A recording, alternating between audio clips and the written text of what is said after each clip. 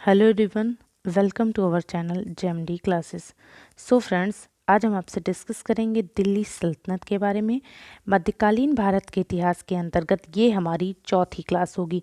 इसके पहले हमारी 3 क्लासेस भारत पर होने वाले मुस्लिम आक्रमण से संबंधित थी, जिसमें हमने आपसे बात करी थी मोहम्मद बिन कासिम के बारे में, महमूद गजनवी के बारे में और मोहम्मद गोरी के बारे में। एक क्लास हमारी क्वेश्चन से संबंधित थी, जिसमें हमने 25 क्वेश्चन डिस्कस किए थे। अगर आपने वो नहीं देखे हैं तो आप ज़रूर देखिएगा।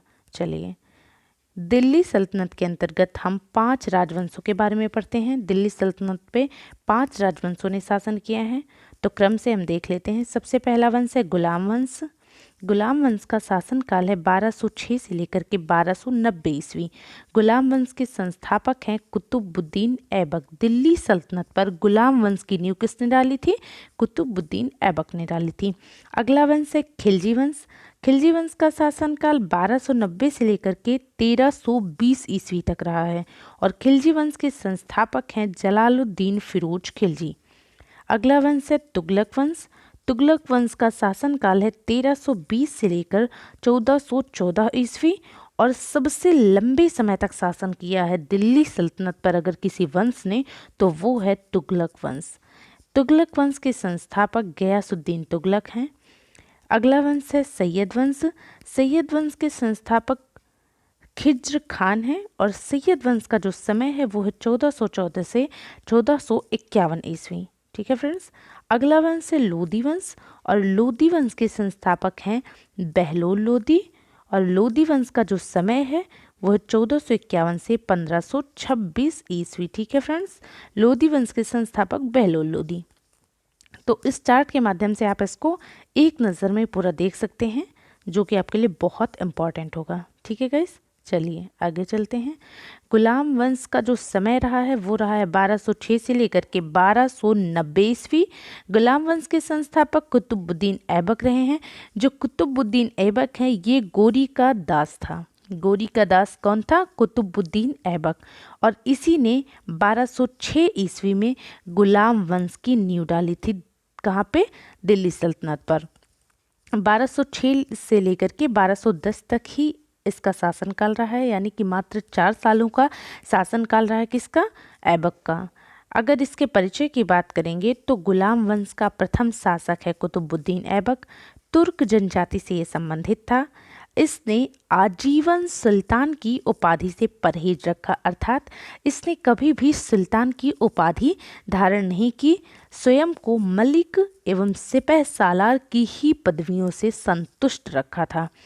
अंततः 1210 ईस्वी में गुलाम वंश के संस्थापक कुतुबुद्दीन ऐबक की मृत्यु हो जाती है चौगान खेलते समय। किससे गिर करके? घोड़े से गिर करके चौगान खेलते समय इसकी मृत्यु हो जाती है। अगर हम बात करें इसके प्रारंभिक जीवन के बारे में, तो ऐबक को काजी अजीज कुकी ने दास के रूप में खरीदा था और इनको ऐबक को गोरी ने क्रय कर लिया था। किससे? काजी अजीज कुकी से गोरी ने क्रय कर लिया था। कहाँ पे? गजनी में। और इसकी विद्वता से प्रभावित होकर इसको अमीरे आखूर का पद दिया था। किसने? गोरी ने ऐबक को अमीरे आखूर का पद दिया था। ऐबक की कुछ महत्वपूर्ण उपाधियां हैं। पहली उपाधि इसकी कुरान ख्वां है। कुरान ख्वां इसलिए क्योंकि ये कुरान का बहुत ही सुरीले स्वर में पाठ करता था। दूसरी उपाधि है लाख बख्श। लाखों का दान देने की वजह से इसको लाख बख्श भी कहा जाता है। अगली उपाधि है हातिम ताई। उदार हृदय की वजह से इसको हातिम ताई जैसी उपाधि से सम्मानित किया गया था। ठीक है फ्रेंड्स, बात करते हैं इसके राज्याभिषेक की, तो 1206 ईस्वी में हुआ था। गोरी की मृत्यु के 3 महीने बाद ऐबक का राज्याभिषेक हुआ था। ऐबक ने अपनी राजधानी किसको बनाई थी? लाहौर को बनाई थी और ऐबक को दास्ता से मुक्ति दी थी मोहम्मद गोरी के बड़े भाई गियासुद्दीन महमूद ने। कब? 1208 ईस्वी में गियासुद्दीन महमूद ने ही ऐबक को दास्ता से मुक्ति दी थी। कब? 1208 में। चलिए आगे चलते हैं। आगे हम देखते हैं ऐबक के निर्माण कार्यों के बारे में। तो पहला है इनका कुव्वत उल इस्लाम मस्जिद। किसने बनवाई थी? ऐबक ने बनवाई थी। कहाँ पे स्थित है? दिल्ली में स्थित है। उत्तर भारत की प्रथम मुस्लिम मस्जिद है कौन सी? कुव्वत उल इस्लाम मस्जिद। और इसका जो विस्तार है वो इल्तुतमिश और अलाउद्दीन के समय भी हुआ था। किसका? कुव्वत उल इस्लाम मस्जिद का। अगला स्थापत्य है कुतुब मीनार। कुतुब मीनार कहाँ पे है? तो दिल्ली में है। कुतुब मीनार को किसने बनवाया था? ऐबक ने बनवाया था। ख्वाजा बख्तियार काकी के नाम पर इसको बनवाया था। ये पूरी तरह से ईंट से निर्मित सबसे ऊंची मीनार है। कौन सी? कुतुब मीनार। और इसको यूनेस्को की विश्व विरासत सूची में भी शामिल कर लिया गया है 1993 में। कुतुब मीनार में कुल 5 मंजिलें हैं, जिसमें से सिर्फ पहली मंजिल ही ऐबक ने बनवाई थी। दूसरी, तीसरी और चौथी मंजिल इल्तुतमिश ने तैयार करवाई थी। और इसकी जो 5वीं मंजिल है वो फिरोज शाह तुगलक ने बनवाई थी। इसकी चौथी मंजिल क्षतिग्रस्त हो गई थी, तब फिरोज शाह तुगलक ने चौथी मंजिल और इसके साथ एक मंजिल और 5वीं मंजिल फिरोज शाह तुगलक ने बनवाई थी। अगला स्थापत्य है 2.5 दिन का झोपड़ा, जो कि कहाँ पे है? अजमेर में स्थित है। इसे गोरी के आदेश पर बनाया गया था। किसके द्वारा? ऐबक के द्वारा। गोरी के आदेश पर 1192 ईस्वी में। 1192 ईस्वी में आप जानते हैं कि तराइन का दूसरा युद्ध हुआ था। किसके बीच में? गोरी और पृथ्वीराज चौहान तृतीय के बीच में। पृथ्वीराज चौहान तृतीय बुरी तरह से परास्त हो गए थे और इनके क्षेत्रों पर गोरी का अधिकार हो गया था। अजमेर में ही 2.5 दिन का झोपड़ा बनवाया था और यहाँ पे इससे पहले सरस्वती कंठाभरण विद्यालय था, जिसको तोड़ करके ये झोपड़ा बनवाया गया था। इसके बाद हम देखते हैं गुलाम वंश के शासकों के बारे में। एक साथ ही हम इसको देख लेते हैं, ठीक है फ्रेंड्स। गुलाम वंश के संस्थापक की बात करें तो वो है कुतुबुद्दीन ऐबक, 1206 से लेकर 1210 ईस्वी। दूसरा शासक है आराम शाह। आराम शाह ने बहुत लंबा आराम किया, सिर्फ 8 महीने का शासनकाल रहा है। किसका? आराम शाह का। अगले शासक हैं इल्तुतमिश, 1211 से लेकर 1236 ईस्वी तक इनका शासनकाल रहा है। किसका? इल्तुतमिश का। अगले शासक हैं रुकनुद्दीन फिरोज, अयोग्य शासक था, बहुत थोड़े समय तक इसने शासन किया और इसके शासनकाल में इसकी माँ शाह तुर्कान का ही वर्चस्व था। इसके बाद रजिया सुल्तान, 1236 से लेकर 1240 तक मात्र 4 वर्षों का शासनकाल रहा है। किसका? रजिया सुल्तान का। अगले शासक हैं मुइजुद्दीन बहराम शाह, 2 सालों का इनका भी शासनकाल रहा है। अगले शासक हैं अलाउद्दीन मसूद शाह, 1242 से लेकर 1246 तक इनका समय रहा है। किसका? अलाउद्दीन मसूद शाह का। इसके बाद बैठते हैं नासिरुद्दीन महमूद। नासिरुद्दीन महमूद 1246 से लेकर के 1265 तक इसका जो समय है। अगले शासक हैं गयासुद्दीन बलबन, 1265 से लेकर के 1287 तक इनका समय है। अगले शासक हैं कैकुबाद और इसके बाद है सैमुद्दीन कैमुर्स। सैमुद्दीन कैमुर्स गुलाम वंश का अंतिम शासक था। कौन? सैमुद्दीन कैमुर्स। और 1290 ईस्वी तक ही गुलाम वंश का समय रहेगा। ठीक है, 1290 ईस्वी तक ही इसका समय रहा है। 1290 ईस्वी से ये समाप्त हो जाता है। फिर हम आगे बात करते हैं खिलजी वंश के बारे में। तो चलिए, ऐबक के बारे में हमने डिस्कस कर लिया है, अब हम बात करेंगे इल्तुतमिश के बारे में। ठीक है फ्रेंड्स, इल्तुतमिश का समय 1211 से लेकर के 1236 ईस्वी तक है। परिचय की बात करें तो इल्तुतमिश इल्बरी जनजाति से संबंधित तुर्क था। सुल्तान बनने से पूर्व ये बदायूं का सूबेदार था, अर्थात कुतुबुद्दीन ऐबक के समय उसके शासनकाल में इल्तुतमिश बदायूं का सूबेदार था। गोरी के आदेश पर ही ऐबक द्वारा दास्ता से मुक्ति दी गई थी। किसको? इल्तुतमिश को। इल्तुतमिश को दास्ता से मुक्ति किसने दी थी? ऐबक ने ही दी थी। इसीलिए इल्तुतमिश को गुलामों का गुलाम भी कहा जाता है। किसको? इल्तुतमिश को गुलामों का गुलाम भी कहा जाता है। इल्तुतमिश ने अपनी राजधानी दिल्ली को बनाया था। दिल्ली को, इससे पहले ऐबक ने अपनी राजधानी लाहौर को बनाया था, लेकिन इल्तुतमिश ने लाहौर के स्थान पर दिल्ली को अपनी राजधानी बनाया था। अगला हम देख लेते हैं खलीफा से प्राप्त अधिकार। इल्तुतमिश को कौन से अधिकार थे जो कि खलीफा ने दिए थे? तो पहला तो है सुल्तान के पद की स्वीकृति। किससे मिली थी? खलीफा थे। सुल्तान के पद की जो वैधानिक स्वीकृति है वो खलीफा से मिली थी। किसको? इल्तुतमिश को। और सुल्तान ए आजम की उपाधि भी दी गई थी। किसको? इल्तुतमिश को सुल्तान ए आजम की उपाधि दी गई थी। दिल्ली सल्तनत को स्वतंत्र राज्य किसने बनाया था? इल्तुतमिश ने बनाया था। और इसी स्वतंत्र राज्य का प्रथम वैधानिक सुल्तान कौन बना था?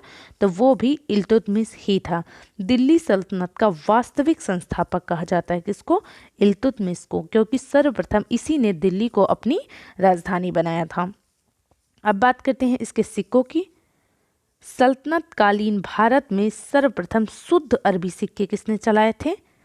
तो इल्तुतमिश ने ही चलाए थे। सिक्कों पर टकसाल का नाम लिखवाने की परंपरा का जो प्रारंभ है वो भी इल्तुतमिश ने ही किया था। चांदी का टंका और तांबे का जीतल किसने चलाया था? इल्तुतमिश ने ही चलाया था। ठीक है फ्रेंड्स, चलिए अब देख लेते हैं इल्तुतमिश के निर्माण कार्यों के बारे में। सर्वप्रथम इल्तुतमिश ने कुतुब मीनार के निर्माण को पूर्ण करवाया था। ठीक है। दूसरी बात, इल्तुतमिश ने हौज ए सुल्तानी का भी निर्माण करवाया था। इनको बहुत अच्छे से याद रखिएगा गाइस, क्योंकि कई बार ये कंफ्यूज करते हैं। तो कुतुब मीनार के निर्माण को किसने पूर्ण करवा दिया था? इल्तुतमिश ने ही करवा दिया था। हौज ए सुल्तानी का निर्माण किसने करवाया था? इल्तुतमिश ने ही करवाया था। चालीसा दल या तुर्कान ए चहलगानी का गठन इल्तुतमिश ने ही किया था। सर्वप्रथम दिल्ली के अमीरों का दमन भी इल्तुतमिश ने किया था। अतारकिन का दरवाजा नागौर राजस्थान में बनवाया था। किसने? इल्तुतमिश ने। अतारकिन का दरवाजा कहाँ पे बनवाया था? नागौर राजस्थान में बनवाया था। किसने? इल्तुतमिश ने। हौजे सुल्तानी का निर्माण इसने किया ही था। सुल्तान गढ़ी का मकबरा ये किसने बनवाया था? ये भी बनवाया था इल्तुतमिश ने। हौज ए शमसी का निर्माण ये भी इल्तुतमिश ने ही करवाया था। कहाँ पे स्थित है? बदायूं उत्तर प्रदेश में स्थित है। हौज ए शमसी कहाँ पे है? बदायूं उत्तर प्रदेश में स्थित है। अन्य महत्वपूर्ण तथ्यों की बात करें तो इल्तुतमिश ने इक्ता प्रणाली विकसित की थी। हालांकि इल्तुतमिश के समय इक्ता प्रणाली वंशानुगत नहीं थी। इसने वंशानुगत नहीं बनाया था। इक्ता प्रणाली का जो वास्तविक संस्थापक है कौन माना जाता है?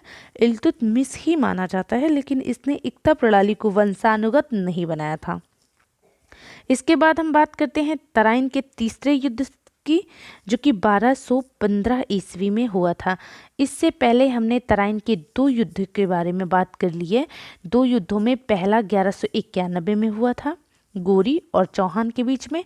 दूसरा 1192 में हुआ था गोरी और चौहान के बीच में। पहले में गोरी हार गया था और दूसरे में गोरी जीत गया था। जो तराइन का तीसरा युद्ध है वो इल्तुतमिश और यालदौज के बीच में हुआ था, जिसमें इल्तुतमिश जीत गया था और यालदौज हार गया था। आगे बात करते हैं।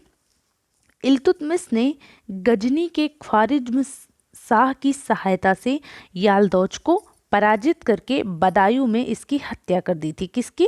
यालदौज की। बदायूं के किले में इसको पहले कैद कर रखा था, कुछ समय तक कैद रखा था, इसके बाद इसकी हत्या करवा दी थी। किसकी? यालदौज की, इल्तुतमिश ने। तथा ख्वारिज्म शाह को गजनी का सूबेदार बना दिया था। किसने? इल्तुतमिश ने। इसके बाद कुछ समय बाद जब ख्वारिज्म शाह की मृत्यु हो जाती है तो इनका बेटा जलालुद्दीन मंगबरनी गजनी का शासक बन गया था। ठीक है, चलिए आगे देखते हैं। 1221 में जब मंगोल आक्रांता चंगेज खान ने गजनी पर आक्रमण किया तब मंगबरनी, जो कि वहाँ का शासक था, मंगबरनी वहाँ से भागकर दिल्ली आ गया। किससे? इल्तुतमिश से सहायता मांगने के लिए मंगबरनी दिल्ली आ गया गजनी से। परंतु इल्तुतमिश ने केवल आर्थिक सहायता देकर ही मंगबरनी को वापस भेज दिया, क्योंकि चंगेज खान मंगबरनी का पीछा करते हुए सिंधु नदी तक आ पहुंचा था। परंतु इल्तुतमिश द्वारा मंगबरनी की सहायता न करने से चंगेज खान वापस लौट गया। इस तरह से इल्तुतमिश ने अपनी बौद्धिक चातुर्यता से भारत को मंगोल आक्रमण से बचा लिया था। ठीक है फ्रेंड्स, तो मंगोल आक्रमण से भारत की रक्षा की थी किसने? इल्तुतमिश ने की थी। चंगेज खान की अगर हम बात करें तो चंगेज खान का दूसरा नाम तेमुचिन था। तेमुचिन का अर्थ होता है लौह कर्मी। तेमुचिन जो है या चंगेज खान स्वयं को ईश्वर का अभिशाप कहने पर खुश होता था। ये ऐसा व्यक्ति था जो स्वयं को ईश्वर का अभिशाप कहने पर खुश होता था। इल्तुतमिश की मृत्यु की अगर हम बात करें तो 1236 ईस्वी में हुई। 1211 से लेकर 1236 तक ही इसका कार्यकाल रहा। 1236 में इसकी मृत्यु हो गई जब ये बामियान अभियान पर गया था। बामियान अभियान पर ये जब गया था गाइस, तभी इसकी तबीयत खराब हो गई थी, अर्थात इसका स्वास्थ्य बिगड़ गया था और वापस जैसे ही ये दिल्ली आया तो इसकी मृत्यु हो गई। इल्तुतमिश का एक कथन बहुत ज़्यादा फेमस है। इल्तुतमिश ने कहा था कि भारत अरब नहीं है, भारत अरब नहीं है, अतः भारत को दारुल इस्लाम में परिवर्तित करना संभव नहीं है। आई होप आपको हमारी क्लास अच्छी लगी होगी। अगर आपको हमारी क्लास अच्छी लगे तो लाइक ज़रूर कीजिएगा। Thanks for watching. Thank you so much.